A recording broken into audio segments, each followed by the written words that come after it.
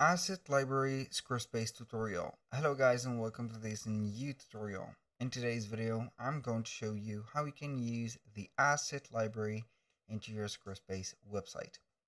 The process is going to be very easy and simple. We're going to head over to squarespace.com, sign in for an account, and as you can see, we're going to be on the admin dashboard. Once we have been here, what we're going to do next is going to be very simple. I'm going to head over the left side of the screen after I have chosen a website, and then we're going basically to head over website.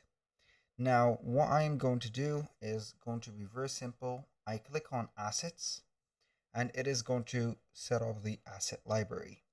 Now the asset library, we can add folders, upload files from our computer, and then we're going to add them just like that. So basically you can go ahead and add any type of file, not all files, but basically you can go ahead and add PNGs, images, videos, I think PDFs at most. Let's see here, custom files.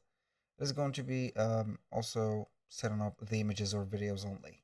So what can we do with this library or this asset library?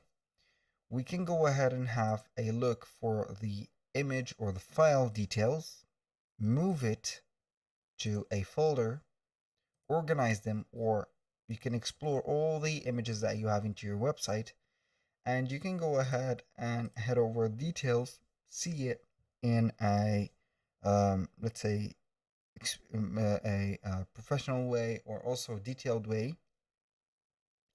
And also we can go ahead and open the image into or the video into a new tab, which is going to give you a URL from Squarespace that you're going to implement it into codings. You can go and implement it into hyperlinks, links, whatever place that you want, you're going to have it right there. So this is going to help you a lot to organize well your content on your website, to see it, guide it, and also implement it into other documents. That was all for today's video. Thank you guys for watching. I hope that you have enjoyed the content and I hope to see you in the next one.